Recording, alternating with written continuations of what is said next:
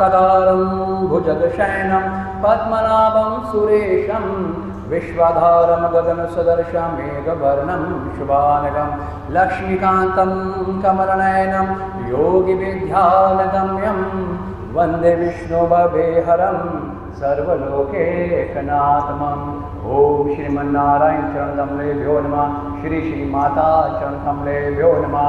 बाबानं मंत्रहीनं क्रियाहीनं भक्तिहीनं जनार्दना यत्र पुष्टं मया देवा परिपूर्ण तदुतमे। सतगुरु जो जाकी शरणे बसे ताको ताकी लाज। हे गुरुवर हम आपकी शरण बसे आपको हमारी लाज, आपको हमारी लाज। प्रेम से बोलो सद्गुरु भगवान की, साचे दरबार की, श्री लक्ष्मी नारायण भगवान की। आज का सत्संग किस टॉपिक पे किया जाए? हम कहते हैं कि जो भी हमारे जीवन में हो रहा है ये सब लिखा हुआ है, लेकिन हम साथ में ये भी कहते हैं कि हम जो कर्म कर रहे हैं उनके हम फल पाते हैं। आज हम सब यहाँ बैठे हैं, ये किसी पुराने कर्म का फल है या फिर हमारे लिए आज एक नई कर्म की तरह काउंट हो रहा है? क्या हमें ये पता चल सकता है, और अगर चल सकता है तो कैसे? आई होप लोगों को क्वेश्चन क्लियर हुआ हो। इन्होंने क्वेश्चन किया है, जैसे कि हम सब लोग कहते हैं जब जीवन में कुछ बुरा हो रहा होता है तो लोग कहते हैं कि ये सिर्फ प्रारब्ध कर्मों का फल है जिसे आप भोग रहे हैं, अच्छा या बुरा। प्रारब्ध बोलते हैं पास्ट को, कि आज से पहले जितने भी भले ये जन्म या इससे पहले कितने जन्म हो चुके हैं, जो भी हमने कर्म किए हैं उसका फल हम लोग भोग रहे हैं, तो उसको कहा जाता है कि प्रारब्ध कर्म का फल है। पर साथ ही साथ में हम वर्तमान कर्म भी तो कर रहे हैं। तो इनका प्रश्न ये है कि इस वक्त जैसे हम यहाँ बैठे हैं, ये मेरा वर्तमान कर्म है, तो मेरी चॉइस थी आज कि मैं आज सत्संग में जाऊँ या मैं घर बैठूँ, या ये लिखा हुआ था कि आज ऐसा मैं सत्संग में जाऊँगा। यही आपका प्रश्न है ना? ऐसे जीवन में बहुत घटना घटती है, हम भगवान से दूर हो जाएं, हम किसी को दुख दे दें, कोई हमें दुख दे दे, तो हम कंफ्यूज हो जाते हैं कि ये मैंने उसको कोई किया होगा इसलिए मेरे साथ ऐसा हो रहा है। तो हम अपने आप को कौन सी विचारधारा भेजे कि हमारे अंदर का अंतःकरण वो संतुष्टि हो, एक राइट फॉर्मूला हो। That's what you want to. इससे पहले मुझे ना आज महाराज जी का जो गीता जयंती के हमारे महाराज जी हैं, तो शुरुआत आज गीता से करता हूँ। पहले आज जो गीता हम सब जानते हैं, भगवान वो श्री कृष्ण है। कौन है? वासुदेव। कौन है? परमेश्वर, आदि अनंत योगेश्वर। उन्होंने गीता का ज्ञान कहाँ दिया? युद्ध क्षेत्र में दिया। युद्ध, जैसे अभी अमेरिका और ईरान की वॉर हो रही है, कहीं से भी मिसाइल आ रही हो, कहीं से भी आपकी डेथ हो सकती है, उस जगह पे दिया जहाँ पर मृत्यु और जीवन के बीच में आप खड़े हो। अर्जुन को कर्म करना है। क्या कर्म करना है? कि मुझे शत्रुओं को नाश करना है। He was very clear. इसलिए उसने कृष्ण को क्या बोला कि मेरा आप रथ दोनों सेनाओं के बीच में ले आओ, तो मुझे देखना है कि मैं किन से युद्ध कर रहा हूँ। ये बात उसे पता थी, पहले भी पता थी, कोई नई बात नहीं थी। इस टॉपिक को यहाँ पॉज करके पहले एक और क्लियर कर दो कि गीता का जो ज्ञान भगवान कृष्ण ने आज से 5200 कुछ साल पहले जो दिया था अर्जुन को, ये तब नहीं दिया था। ये ज्ञान बहुत सनातनी ज्ञान है, ये आज का नहीं था। जब से सृष्टि बनी है अनंत अनंत, उन्होंने भगवान सूर्य से विवस्वानु वो हुए, उसके बाद वो मनु हुए, उसके बाद कई कालों तक ये ज्ञान लुप्त हो गया था। लुप्त का मतलब होता है छुपा देना, खत्म नहीं, लुप्त। वो ज्ञान था, पर भगवान देखते हैं, भगवान जैसा समझदार तो कोई है ही नहीं। वो देखते हैं कि कब उस चीज़ को प्रकट करना है। तो अर्जुन जी जो हैं वो एक निमित्त मात्र हैं मेरे लिए, आपके लिए। आपको समझना है, ये समझना है कि भगवान ने उस जो इतना क्रिटिकल टाइम है जहाँ पर मृत्यु ही मृत्यु है, कि उनकी मृत्यु होगी या मेरी मृत्यु होगी, उस वक्त भगवान को गीता जैसा ज्ञान देने की क्या आवश्यकता हुई। कहीं पेड़ के नीचे बैठते, कहीं सत्संग लगाते, जैसे भागवत कथा की थी, ऐसे करते, युद्ध के मैदान में ही क्यों क्यों?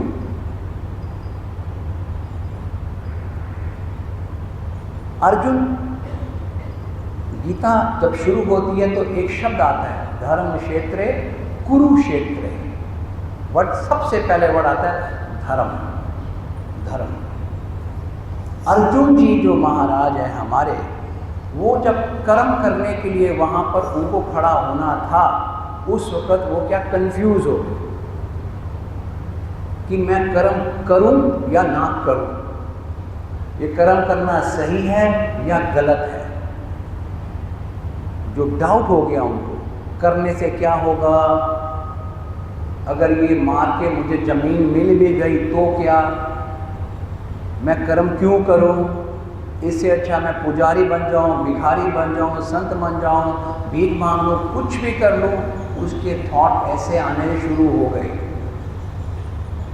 उससे पहले पता था मैं क्षत्रिय हूँ, मेरा धर्म है। उसने तपस्याएं की, शक्तियाँ ली, शिव से, दुर्गा से, इंद्र से, ब्रह्मा से, सबसे शक्तियाँ ली, पता था। पर उस एरिया में आके कंफ्यूज क्या हुआ कि मैं जो कर्म करने वाला हूँ, ये कर्म करूँ या नहीं करूँ।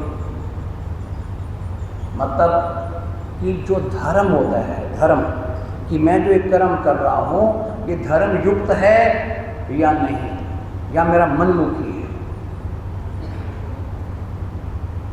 फिर कह रहा हूँ, थोड़ी गहराई है बात में, कि अर्जुन को ये कन्फ्यूज़न होगा कि जो वो घबरा नहीं रहा है कि मैं युद्ध नहीं कर सकता, मुझे कोई तीर लगेगा, नहीं। उसे ये डर हुआ कि मैं इनको मारूं, मारने से मुझे क्या मिलेगा, कि इस वक्त धर्म क्या है जो मैं कर्म करने जा रहा हूं, इस कर्म करने में ये धर्म क्या है, सही धर्म क्या है, मुझे वो बताओ, मैं क्या करूं। That was his state of mind, जो हम सब का रहता है धरती पे हर रोज। जैसे बिटिया ने पूछा, हम सब का ये रहता है कि ये कर्म जो कर रहा हूं, ये सही है या गलत, ये प्रारब्ध है या वर्तमान। डाउटफुल स्टेट ऑफ माइंड हर पल। तो अर्जुन अपनी विचारधारा से ही ज्ञान देता रहा कृष्ण ने चुप रहे, कुछ नहीं बोले, सुनते रहे। जितना तेरे अंदर है तू निगल ले, वॉमिट कर ले, सुनते रहे। उसके बाद जब उन्होंने उसे डांटा, अब शब्द कहे नपुंसक, किस कारणवश तुझे ये आज ये तेरा मोह हुआ है। फिर अर्जुन जी समझदार, जो अर्जुन जी बेसिकली वो आपको और मुझे रिफ्लेक्ट करते हैं कि एक शिष्य को, एक जीव को कैसी सोच रखनी चाहिए। अर्जुन को, हमें अर्जुन की तरह बनना है। अर्जुन ने क्या किया, फट से उसने जब कृष्ण की डांट खाई, चुप हो गया। उसने बोला बहुत अच्छी बात, कहता महाराज सुनो, मैं बहुत कंफ्यूज हो चुका हूँ लाइफ में, मुझे पता मैं युद्ध के लिए आया हूँ पर मैं कंफ्यूज हूँ। इस वक्त मैं अपने आप को आपके समर्पण करता हूँ एज अ शिष्य, और आप गुरु बनकर मुझे राह दिखाओ कि सही क्या है और गलत क्या है। ज्ञान का अर्थ ही यही होता है कि सही दिशा को बताना, उसे ज्ञान कहते हैं। ज्ञान संस्कृत के श्लोक नहीं है, जैसे मैंने श्लोक बोले, वो स्तुति है। ज्ञान वो होता है जो मेरे डाउट को क्लियर करे कि ये ही सही है और सही नहीं है। वो ज्ञान अर्जुन जी ने वो मांगा कि मुझे आप बताओ भगवान कि मैं क्या करूं। वो कंडीशन के साथ एक्सेप्ट किया कि मैं शिष्य बनकर आपकी शरण में आया हूँ, अब आप मुझे समझाओ। जब शिष्य ऐसा गुरु के चरणों में समर्पण करे तो गुरु क्या बाध्य हो जाता है, गुरु बाउंड हो जाता है शिष्य को देने के लिए। जो मांगा उसने मांगा क्या? ज्ञान। उससे पहले अर्जुन ने कभी कृष्ण को गुरु नहीं माना था, मित्र माना था, सखा माना था, मानता था शक्तिशाली है, भगवान है, पर गुरु नहीं। भगवान ज्ञान नहीं देगा, भगवान मुक्ति दे सकता है, ज्ञान नहीं देगा। ज्ञान केवल कौन देगा? ये सतगुरु। उससे पहले कृष्ण ने गीता का ज्ञान क्यों नहीं दिया अर्जुन को? इतने वर्षों तक साथ में रहे, 13 साल जंगल में रहे, क्यों नहीं दिया? तभी क्यों? द्वारका भी रहा, तभी दे देते, नहीं दिया। क्यों? क्योंकि अर्जुन के मन में कभी भाव ही नहीं आया कि ये मेरे गुरु हैं।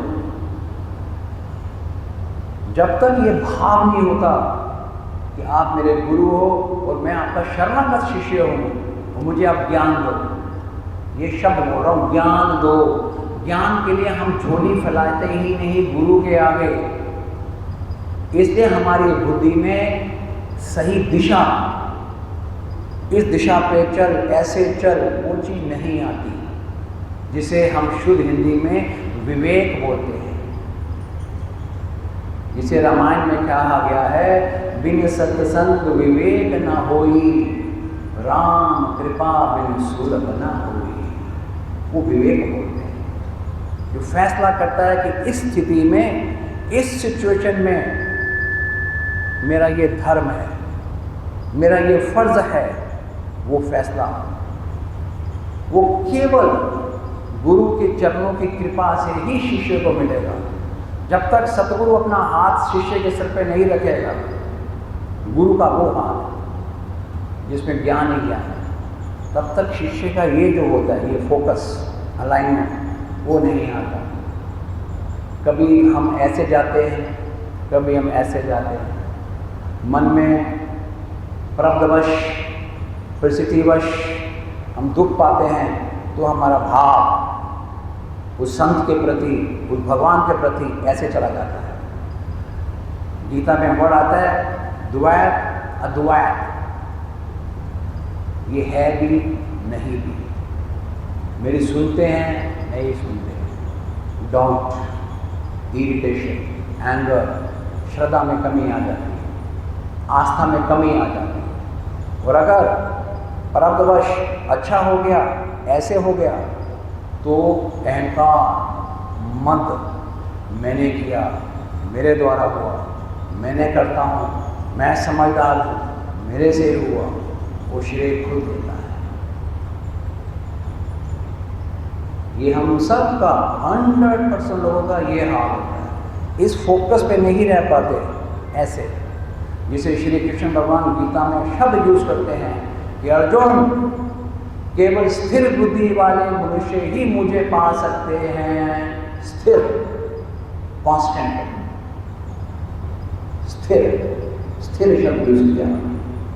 भगवान कृष्ण की एक एक शब्द में गहराई है, एक एक शब्द स्थिर, स्थिर बुद्धि। हमारी बुद्धि से भाव आते हैं, हमारे भाव बिगड़ते हैं और भगवान को क्या चाहिए? भाव। और हमारे भाव ऐसे जाते हैं, ऐसे तिरंगे यूं जाते हैं। इसलिए हमारा मन भी बेचैन रहता है, परेशान रहता है, चित्त दे नहीं पाते उसको। तो वो जैसे इन्होंने पूछा कि इस वक्त मैं कैसे कोरिलेट करूं कि अब वर्तमान का कर्म है या प्रारब्ध का कर्म है। हमारे गुरुजी बहुत एक सत्संग में छोटी सी बात समझा दूंगा आपको। कर्म का फल जो है वो जीवन में 3 भागों में बढ़ जाता है, क्रियामान, प्रारब्ध और संचित। तो बैंक की भाषा में करंट अकाउंट, सेविंग अकाउंट और फिक्स्ड अकाउंट। फॉर एग्जाम्पल, आप पिछले 10 साल से हर रोज 1000 रुपया 10 साल से अपने अकाउंट में जमा कर रहे हैं। तो 365 इंटू 10 साल कितने हो गए? 3650 डेज इंटू 1000, समझ लो 36 लाख रुपीस आपने बैंक में डाल दिया 10 सालों से। उसमें आपको हर साल बैंक ब्याज देता रहता है, ब्याज देता रहता है, देता रहता है, जुड़ रहा। और कल आपने 1000 रुपया हो डाला, आज को डाला उसी अकाउंट में। अब जब आप पैसा निकाल रहे हो, निकालते वक्त आप ये नहीं कहते बैंक को कि सर मैंने जो कल 1000 रुपया डाला था ना वो आज दे दो, वो तो उसी के अंदर जाके वो शामिल हो गया, मिक्स हो गया, इसमें बैंक के अंदर हो गया। अगर आपने बैंक को इंस्ट्रक्शन दी होती कि सर आप जो मेरे बैंक में इतना पैसा है आप 50% की FD कर दो, जिसे बोलते हैं हम संचित करण, उसे मैं छेड़ूंगी नहीं, रख लो अपने अकाउंट में, तो 50% लॉक कर देगा। फिर आपने बोला कि सर बाकी पैसा सेविंग में डाल दो और मैं एक दूसरा रिकरिंग अकाउंट खोल रही हूँ उसमें डाल दो, तो हर अकाउंट का ब्याज रेट एक अलग होता है। हम कर्म करते वक्त कभी भी अपने भगवान को, जैसे बैंक है ठीक उसी प्रकार से, जैसे मेरी भावना क्या है, मेरा बैंक कौन है? मेरा गुरु, मेरे गुरु बाबा।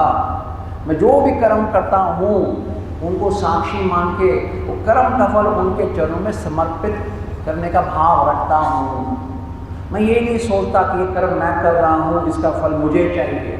मेरी यही भावना है कि जब से शरण पड़ा मैं तेरी, दास की जो चीज़ है वो तेरी है, तू करवा रहा है, तू दे रहा है। यहाँ भी जो बोल रहा है वो आप बुलवा रहे हो, मैं नहीं बोल रहा। तो जब मेरा अकाउंट मेरा ही नहीं है फिर वो उसका है। पर ये बहुत समर्पण वाली भावना है। जनरली हम सब की भावना नहीं रह पाती।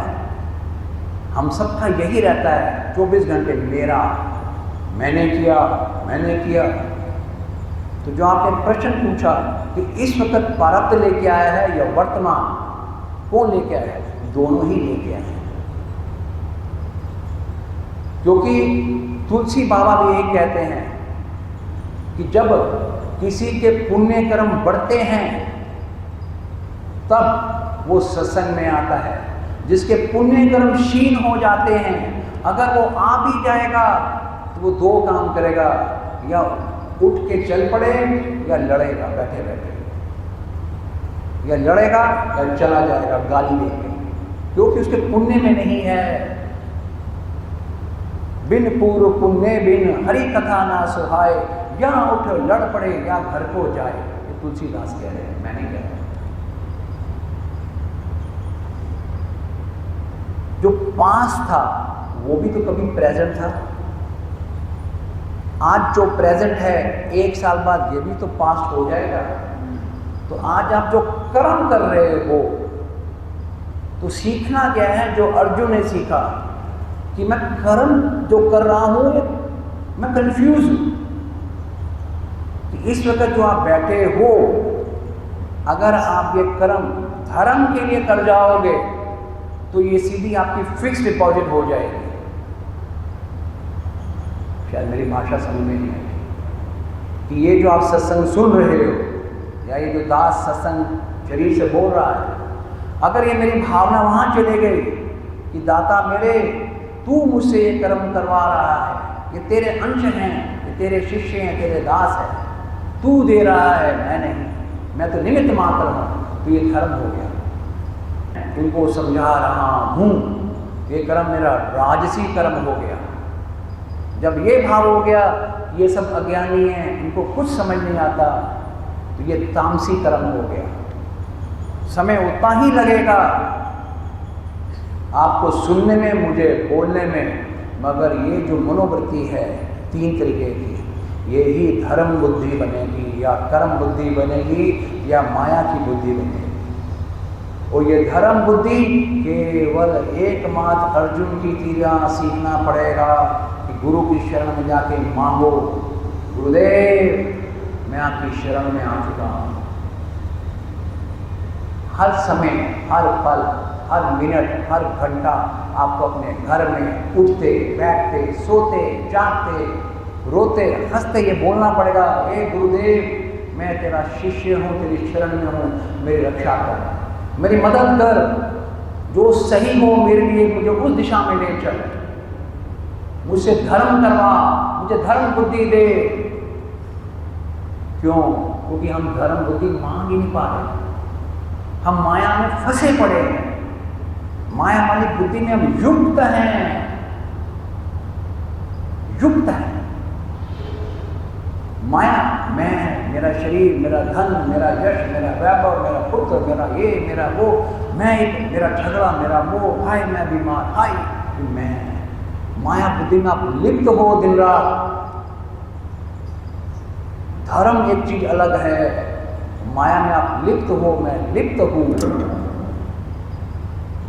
हम शरण में नहीं पड़ रहे, हम कहते हैं शरण में, पर हम धन की शरण में, हम कामनाओं की शरण में हैं गुरु के पास। सिर्फ धन चाहिए, इच्छाएं, काम।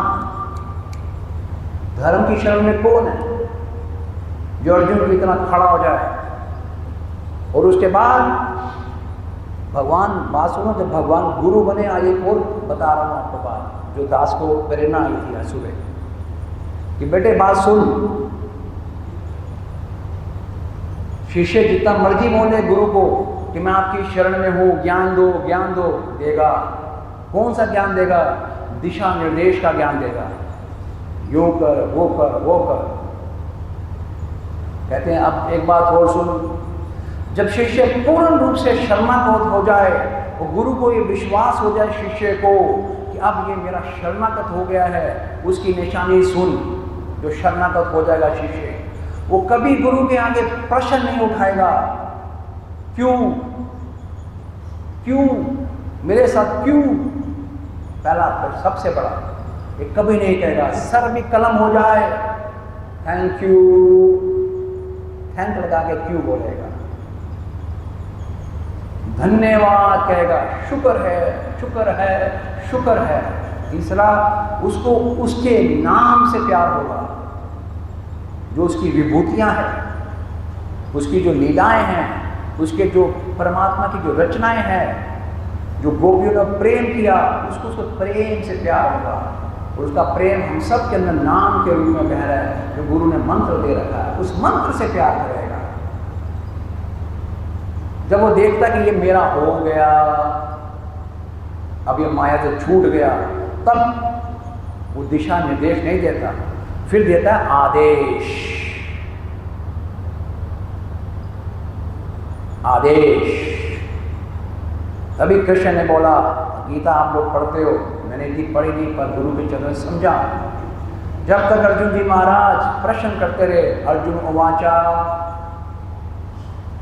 फिर कृष्ण जी ने समझाया, अर्जुन उवाचा, फिर समझा रहे हैं। दिशा निर्देश, दिशा निर्देश, सांख्य योग, भक्ति योग, ये योग, ये योग, विराट स्वरूप दिखा लिया, फिर भी महाराज शांत नहीं हुए, फिर दिशा निर्देश। फिर पता नहीं शायद चैप्टर 14 या 14 से के बाद अर्जुन ने एक बात बहुत अच्छी बोली, कहते महाराज मेरी बात सुनो, अब तक मैंने पूछा, आपने बताया, अब जो आपके चित्त में हो, अब आप मुझे वो आदेश दो। तो तब भगवान ने जो स्वयं से बोला वो होता है आदेश। तब भगवान ने कहा है, अर्जुन सुन, सर्वधर्मान् परित्यज्य मामेकं शरणं व्रज अहं त्वां सर्वांगेभ्यो मोक्षयामि मा शुचा। कहने का अर्थ मेरा ये है कि गुरु हमें पहला तो चैप्टर आता है दिशा निर्देश का, वो भी नहीं मिल पाता, जिससे बुद्धि में विवेक आए। हम माया से लिप्त होके केवल धन के दास हैं, इच्छाओं के दास हैं, डरे हुए लोग हैं, हाय मैं मर जाऊंगा, हाय मेरा क्या होगा, हाय हाय ये लगी पड़ी है दिन रात। फिर कहते हैं मैं भगवान का हूँ। अरे भगवान की तो सब दास हैं, ये महाराज भगवान का दास है, लक्ष्मी उनकी पत्नी है, काल उनसे डरता है। फिर कहते हैं मैं भगवान का हूँ। झूठ, कितना बड़ा झूठ। साफ अंदर मेरा MRI स्कैनिंग हो जाती है कि मैं भगवान को अपना मानता ही नहीं, केवल मौखिक बोलता हूं कि मैं भगवान का हूं, सत्य में नहीं हूं, इसलिए मैं डर रहा हूं।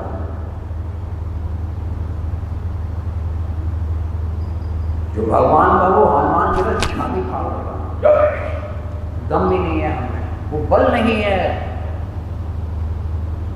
वो बल ही नहीं है हमारे अंदर। राम भगवान ने खुल्ला बोला शबरी को नब्धा भक्ति में, पंचम भक्ति में। क्या बोलो? पंचम भक्ति क्या है? मंत्र जाप दृढ़ विश्वासा कि शबरी इसलिए तो मुझे पूरी भक्ति स्वरूपा है, प्रिय है, भामनी है, क्योंकि तेरे अंदर साक्षात भक्ति है। तो कैसे महाराज? कहते तूने गुरु के दिए हुए मंत्र को दृढ़ विश्वास से जपा। कहती हाँ महाराज। कभी तेको ये तो नहीं लगा कि गुरु ने ऐसे ही मंत्र दे दिया, छोड़ो ना, कर लेंगे कर लेंगे? नहीं महाराज, मुझे मंत्र के अंदर वो मंत्र का देवता दिखता था। कहता कौन देवता? कहता गुरु दिखता था मुझे। कहते मंदिर में तो मैं बैठा था। कहते महाराज मुझे नहीं पता, मेरा तो राम मेरा गुरु है। तभी भगवान खुश होते हैं, तभी भगवान कहते हैं क्या? मैं संतन को दास, भक्त मेरे मुकुट मणि। इसलिए भगवान भी संतों के ऐसे रहता है, क्योंकि संत ही हम लोगों को भगवंत देता है, भगवंत अपने आप को नहीं देता।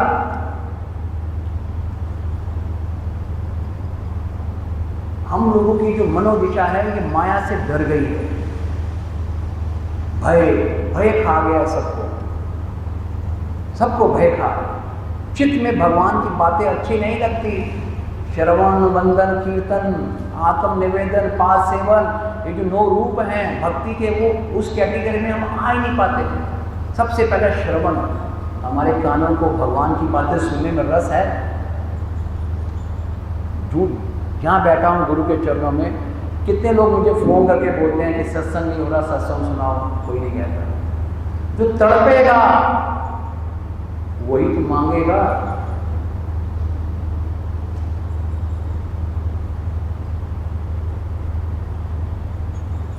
तो श्रवण ही नहीं है तो वंदन किसको करोगे? समर्थी कहाँ से आएगी? याद करी कैसे आएगी? वो विवेक बुद्धि कहाँ से आएगी कि मैं कर्म कर रहा हूँ? ये कर्म मैं अपने लिए कर रहा हूँ, परिवार के लिए कर रहा हूँ, या मैं बाबा तेरे लिए कर रहा हूँ? कैसे पता लगेगा आपको? जो श्री कृष्ण साहब कह रहे हैं, कर्मण्येवाधिकार से मां फलेषु, मतलब उनका भाव, तू कर्म तो तू कर रहा है, कर, पर क्या कर? फल की इच्छा। कौन से कर्म कर? निष्काम कर्म तो हम कर रहे हैं, पर इसका फल मत मांग। फल सोच के कर्म मत कर। हम फल सोच के कर्म कर रहे हैं, ये करने से ऐसे होता है, ये करने से ऐसे होता है, तो ये भगवान की आदेश है ही नहीं, भगवान की दिशा है ही नहीं। आप अपने मन के हिसाब से कर रहे हो, गुरु के हिसाब से कहाँ कर रहे हो? हमारे गुरु के दरबार में बहुत सरल हिंदी में लिखा हुआ है, भाव में ही भाव है मेरा। भगवान का आईना दिखा दिया गुरु ने कि भगवान के दरबार में बेटे जो भाव तू लेके आएगा, भगवान वैसा ही रेसिप्रोकेट करेगा तेरे को।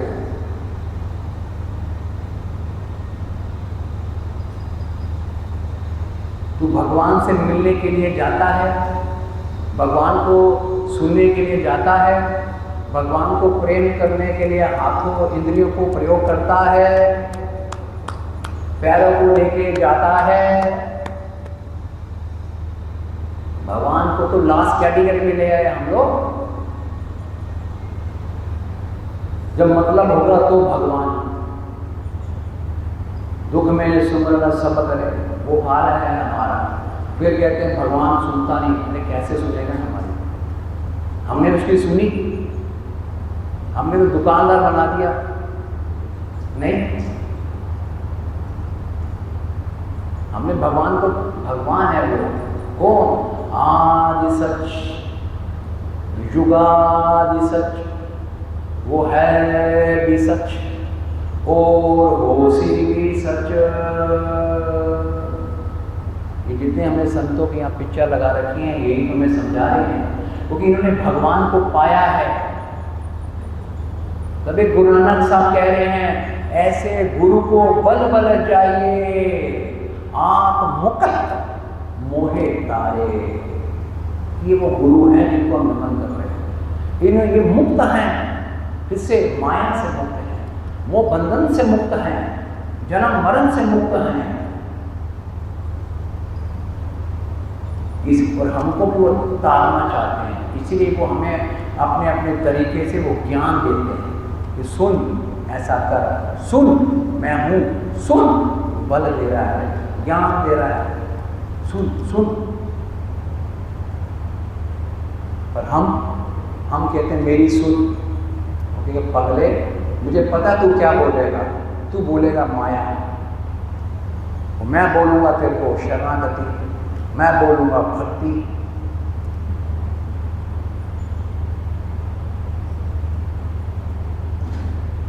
हम उनकी भाषा समझ नहीं पा रहे हैं। राम क्या कहता है? सन्मुख होए जीव जब मोही,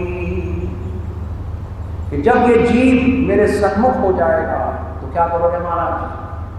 कहते हो उसके जो कोटि कोटि जन्म, करोड़ करोड़ जो जन्म के पाप हैं, मैं एक क्षण में नाश कर दूंगा, एक क्षण में। फिर कैसे? फिर जब वो मेरे सन्मुख होगा। सन्मुख मतलब ये नहीं जाके खड़ा होगा, जो मैं कहता हूं वो कर। गुरु आ गया गरीय से, जो गुरु के मुख से निकला, जी महाराज, कोई क्यों नहीं, कोई किंतु नहीं, कोई परंतु नहीं। अब दृढ़ भरोसा।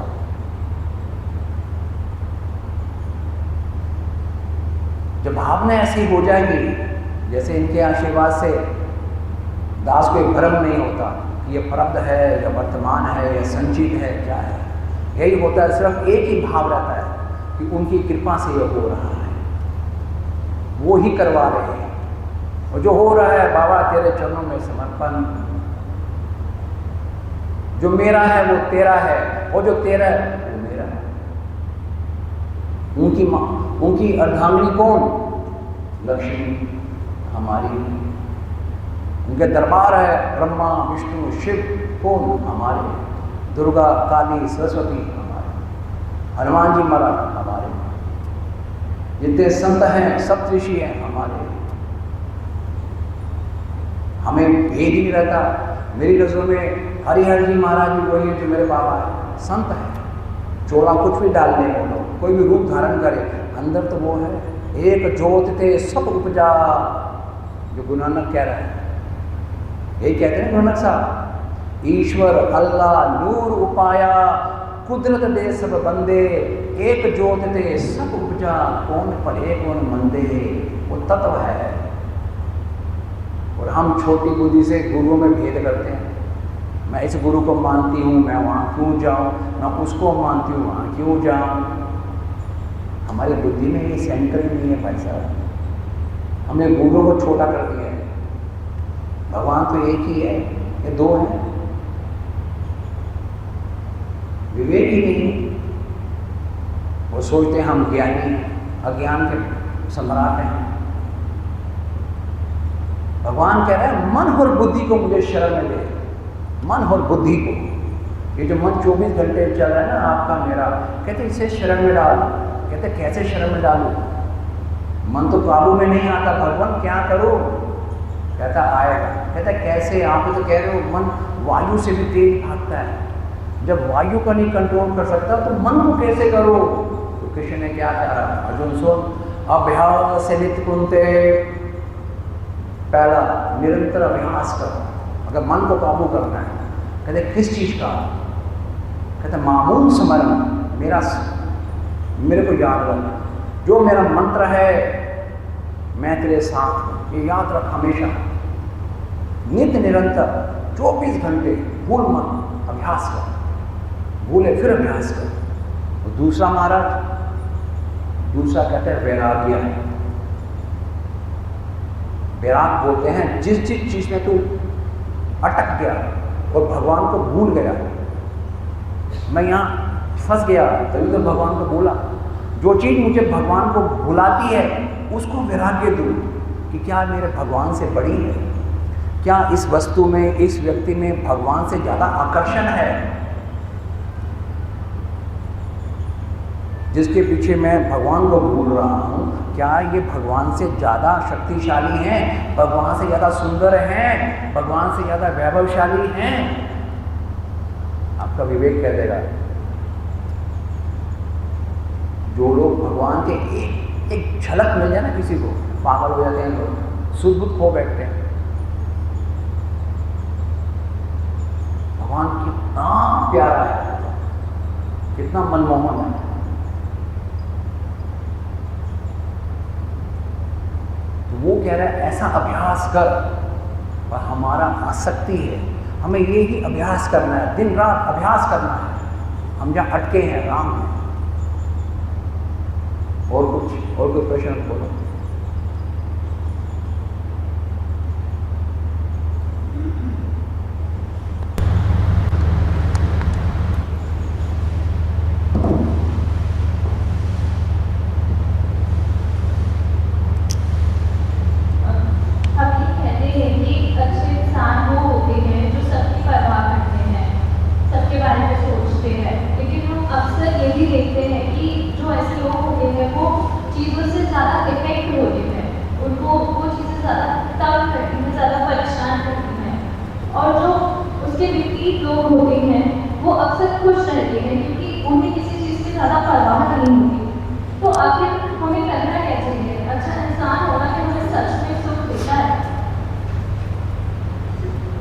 देखो सत्संग के ना लेवल्स हैं।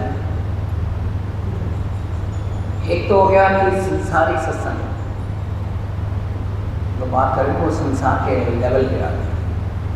और जब हम इस भूलोक से उठकर उस लोक में जाना चाहते हैं, तो उस लोक में जाने के लिए कुछ क्वालिफिकेशन है, कुछ फीचर्स हैं, वो क्वालिटीज हैं, तब हम आप पहुंच सकते हैं।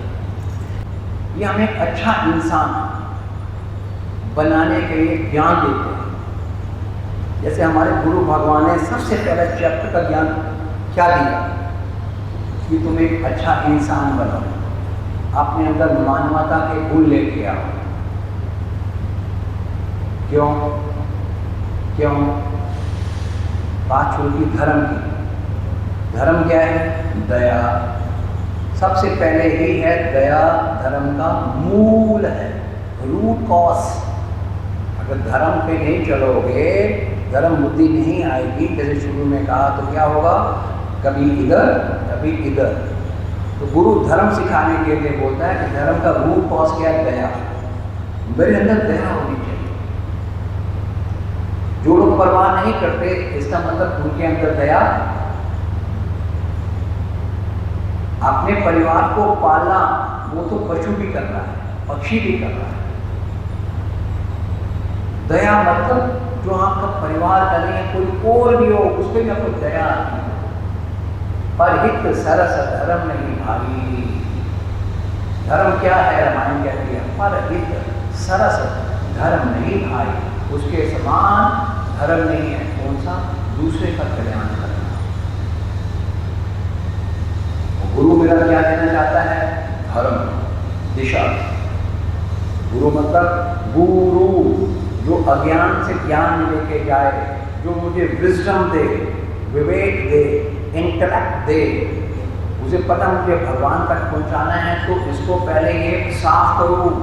ये मनमुखी कर्म कर रहा है समाज के हिसाब से, ये समाज के कर्म है, समाज का ज्ञान है। Be smart, be practical, be clever, think about yourself. ये संसार का है, ये हमें नीचे लेके जाएगा, पतन करेगा, उठाएगा नहीं, ये पतन करेगा। आपके जितने पुण्य कर्म जन्मों को उनको क्षीण करेगा।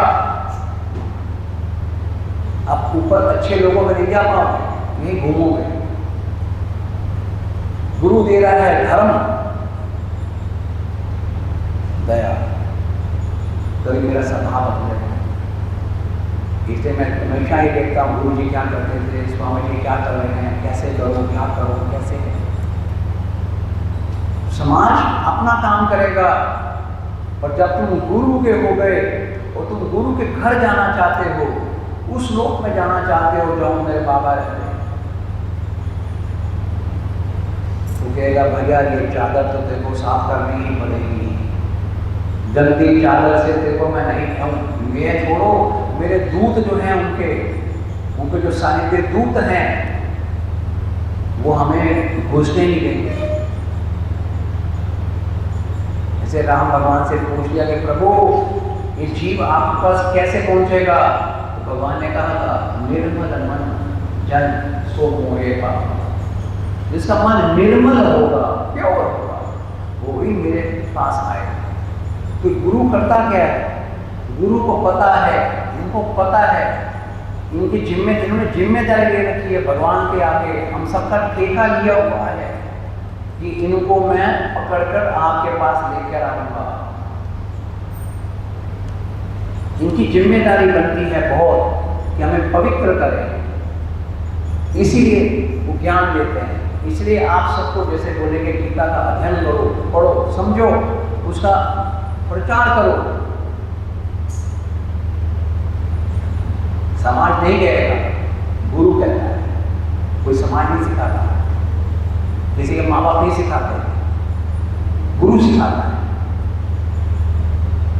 माँ बाप डरते हैं कि बेटा अगर इस राह पे चला गया तो हमारा क्या होगा, घबरा जाते हैं कि कल को हमें पूछेगा ही नहीं।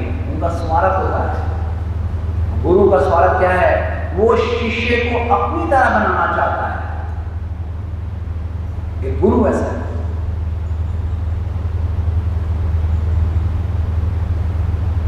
वो कहता मेरे पास नहीं, तू आगे जा। गुरु नहीं चाहता कि मेरे ही तू स्थान पे बैठ, मेरी सेवा कर। मुझसे ज्ञान लेके तू आगे जनमानस का कल्याण कर। गुरु उससे खुश है।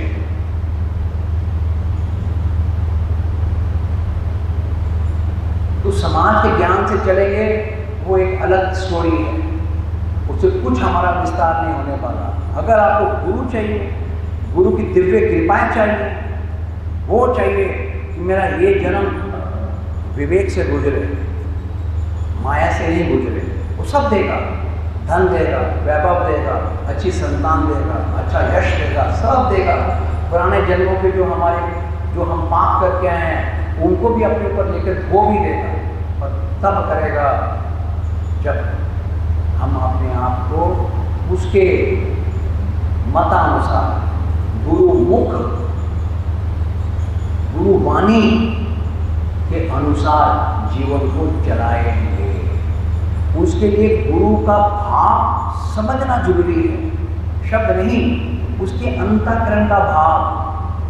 हम शब्द सुन के यहाँ रख के रट्टे मार के आगे कर रहे हैं, उससे कुछ नहीं होने वाला। उसके अंतःकरण का भाव। इस सिचुएशन में मैं क्या करूं? अगर गुरुजी होते तो वो क्या करते? वो सोचना पड़ेगा। तो ही धर्म के लिए कर्म बुद्धि आएगी। कर्म तो आप मरते समय तक, अंतिम समय तक कर्म तो आपको करना पड़ेगा, भोगना पड़ेगा, रोक नहीं सकते हो आप। और इस वक्त भी अगले जन्म की सबकी स्टोरी 80% लिखी जा चुकी है। जो सॉफ्टवेयर है ना भगवान का, कि अगला गति आपको कहाँ जाने वाली है, कितने पुण्य किए, कितने पाप, कितना संत के लिए किया, कितना समाज के लिए किया, कितना धर्म के लिए किया, वो सब यहाँ पर उसका जो देवता है सॉफ्टवेयर लिखा जा रहा है, लिखा जा रहा है एकदम से। तैयारी हो रही है। जितना मर्जी हम सोच लें, तो ये आपके ऊपर, मेरे ऊपर है कि मैं गुरु के हिसाब से चलूं। और ये बहुत से लोगों की एक बहुत मिथ है, गुरु को मानने से, ज़्यादा भक्त बनने से शायद संसार के हिसाब से मैं चल नहीं पाऊंगा। बहुत लोगों की एक मिथ है, वहम है उनको, मैं खा पी नहीं पाऊंगा, मैं एंजॉय नहीं कर पाऊंगा। उनकी डेफिनेशन बहुत छोटी सी है। मैं खुल्ला बोलता हूँ, जो एक बारी गुरु का हो जाए, वो गुरु की कृपा का स्वाद चख ले, भाई साहब वो ऐसे नशे में रहता है ना, अंदर 24 घंटा नशा रहता है उसको, भगवान का नशा।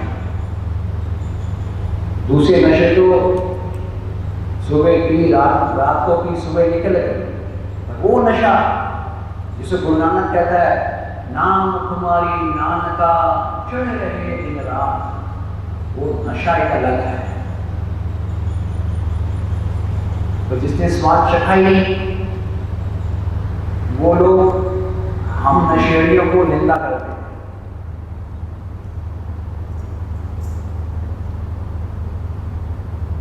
हमारे जो गुरु हैं वो इसीलिए, हम भी गृहस्थी हैं जैसे आप हो वैसे मैं हूँ, काम है, बिजनेस है, व्यापार है, बीवी है, बच्चे हैं, ऐसा कुछ ही जो आप कर रहे हो हम नहीं कर रहे हैं, और जो हमसे गुरु करवा रहा वो शायद आप नहीं कर रहे हो। तो ये नहीं है हम लोग भगवा डाल के बैठे हैं, पर अंदर उसे वो ज्ञान दे रखा है जो अच्छे उसको नहीं होगा। अहंकार नहीं है, गुरु की कृपा का अहंकार है, गुरु की कृपा का अहंकार है। जो लोग सोचते हैं कि गुरु के पास जाने से क्या होता है, मुझसे पूछो क्या होता है क्या नहीं होता। भाई आप डर डर कर जीते हो, हम जड़ साहस से भी जीते हैं, हमें मृत्यु का भय नहीं होता, क्योंकि जब पता है कि मुझे अपने जो बाबा के पास जाना है तो इस शरीर को त्यागना पड़ेगा, तभी तो जाऊंगा। तो प्रेम होगा। अगर भगवान से कैसे मिलोगे आप अपने गुरु और कृष्ण से प्रेम करते हो और वो दिव्य लोक में रहते हैं, तो सांस शरीर से तो आप नहीं जा सकते, शरीर को त्यागना पड़ेगा ना। अगर प्रेम की तड़प होगी तो व्यक्ति बोलेगा शरीर बंधन है मेरा भगवान, मुझे मुक्ति दे, मुझे तड़प हो, मुझे तुझसे मिलना है, मैं तेरा हूं। जो मैं वो आत्मा बोलेगी, अभी हम बोलते हैं मन बोलता है, अहंकार वाला मन बोलता है भगवान के पास खड़ा है, भगवान मैं तेरा हूँ, और थोड़ी देर बाद मेरा है। भगवान का क्या बोल दूंगा, तन मन धन सब है तेरा। पूछूं कि मन भगवान को दे रखा है? कितने लोग हैं जो सो भी रहे हैं यहाँ पे, उनका मन सत्संग में भी नहीं है, तो भगवान को क्या जाएगा। तो इतना झूठ बोल रहे हैं भगवान को, और भगवान कौन है? हम खुद ही बोल रहे हैं, तुम हो अंतर्यामी सबके प्राणपति। भगवान को तेरे मेरे बीच में बैठा है, प्राणों का पति भी वो है। उस भगवान के आगे पहले बोल रहा हूँ, भगवान जी ये तन आपका है, मन आपका है, ये धन आपका है। और जब निकालूंगा जेब से एक 10 रुपया रखूंगा भगवान को, और 1000 रुपया अंदर, ये मेरा है वो तेरा है। और मन में मैं सेठ हूँ, मैं चौधरी हूँ, मैं प्रेसिडेंट हूँ, मैं राष्ट्रपति हूँ, मैं हूँ। हमारी भाव, हमारा कर्म ये झूठा है, पखंड है। मुसीबत यह है कि इसका हमें खुद एहसास भी नहीं हो रहा। जो मैंने बोला कहीं को चित्र बन गया होगा, उनको एहसास ही नहीं हो रहा कि हम कितने आर्टिफिशियल है भगवान के आगे, सच्चे ही नहीं है, गलत नहीं कह रहा। तो वो परमात्मा है, ये वो सेम वही परमात्मा है जो बोला आदि जुगादि, वही परमात्मा है, वही गुरु है, वही नारायण, वही कृष्ण है। वो नहीं बदले, ना सूर्य बदला, ना धरती बदली, ना वायु बदली, ना अग्नि, ना हमारा आना बदला, ना जाना बदला, ना भक्ति बदली, ना भाव, ना वेद बदले, ना शास्त्र बदला। कौन? हमारा गंदा वाला मन, ये गंदा हो गया। वो कह रहा है तू मेरा है, तू मेरा है, तू मेरा है, मुझसे प्रेम कर, पर हम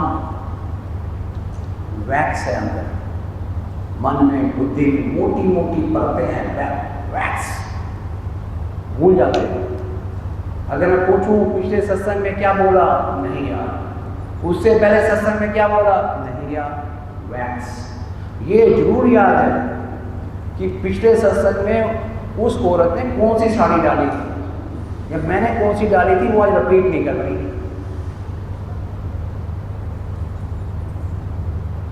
गलत नहीं है। मैं अंदर अपने मन को पहचानता हूँ कि मेरे गुरु को दूसरा मन चाहिए, समाज को दूसरा चाहिए। हम अपने आप से खिलवाड़ कर रहे हैं। अगला जन्म भी आपको भोगना है, मुझे भोगना है, ना मेरे भाई, ना बीवी, ना बच्चा, कोई साथ नहीं चलने वाला भोगने के लिए, अच्छा या बुरा। चॉइस हमारी है, फल भी हमारा है। गुरु ज्ञान से समझा रहा है कि ऐसे सुन, ऐसे कर, ऐसा सोच।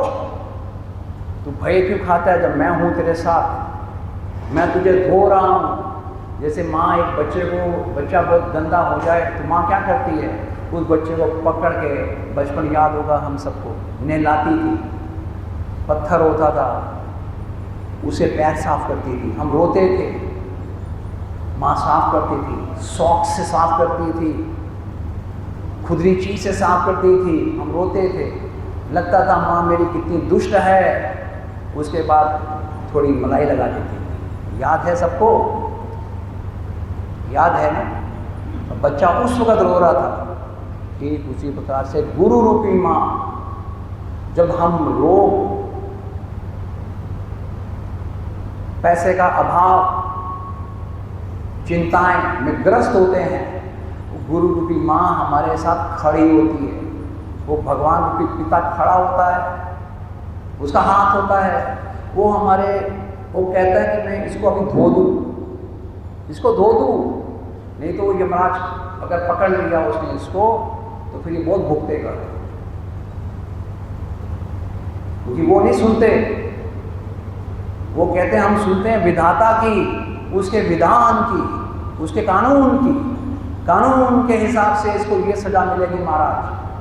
तो गुरु बहुत तगड़ा वकील है परमात्मा का हमारा। जब हम उसको अपने को सौंप देते हैं, खैर भाई ये तेरे विधि के विधान में है, उसके पास क्लॉस होते हैं, तो वहाँ नहीं जाने देगा। उसके हजार तरीके हैं, पर हम अपने आप को अंदर पहचानो, अपने मन को। वो मन मांग रहा है, मन दे, मन दे, मन दे। हम झूठ पे झूठ बोल रहे हैं। वो कह रहा है भगवान, मोहे कपट छल छिद्र सपने में ना भावा। कहता जो लोग कपट कर रहे हैं, छल कर रहे हैं, मुझे वो लोग सपने में भी पसंद नहीं है, उनके भाव। तुम कहते हो मन तेरा, धन तेरा, तन तेरा, और झूठ। वो तो उससे छुपा ही नहीं है अंतर्यामी से। खटखटवासी घट घट मेरा साइया, सूना घट में कोए, बलियारी उस घट की जिस घट हरि प्रकट होए। हमने भगवान को समझ ही नहीं रहे। हमने भगवान को एक फोटो में डाल दिया, एक पत्थर की मूर्ति में डाल दिया, एक स्थान में डाल दिया, इतना छोटा बना दिया भगवान को। वो तो सर्वांतर्यामी है, हर जगह बसते हैं, वो समान है, समदर्शी है। तो हमारी बुद्धि सो गई।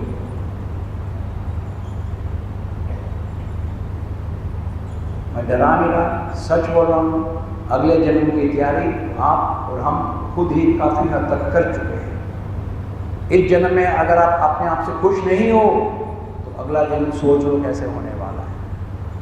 आपके कर्म ठाकुर के लिए किए हैं, परहित के लिए किया है, इसके लिए किया है। आपने भगवान को गालियां दी हैं, भगवान का शुक्र किया है, संतों को शाबाशी दी है, तन मन धन से उसके चरणों की सेवा कर रखी है। उसका दिया हुआ खाते हो ये समझते हो, मैं करता हूँ, मैं भोगता हूँ ये समझते हो। आपका एक एक भाव, मेरा एक एक भाव उस ठाकुर के दरबार में लिखा जाता है।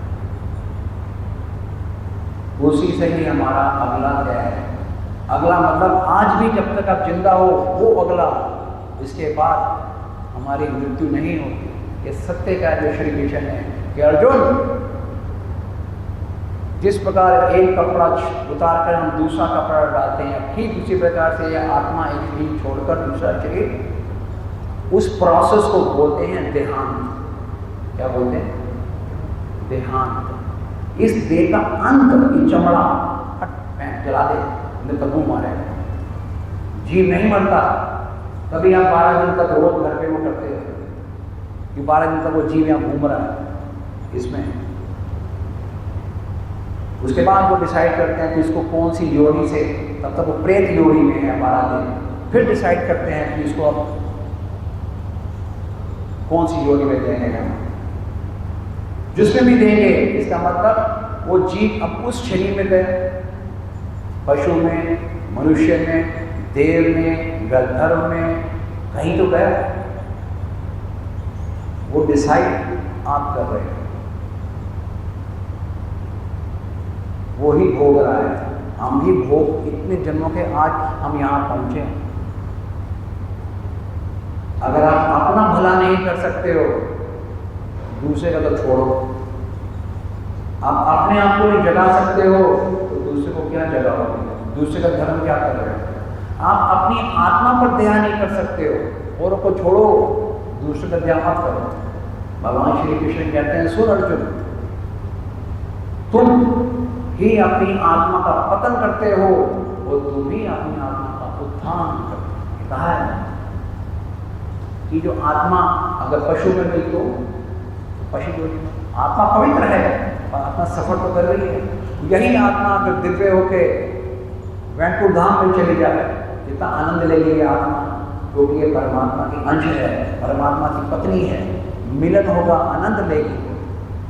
जो गोपी लिया, जो राधा ने लिया, वो आनंद लेगी। आत्मा कहेगी धन्य हुई मैं।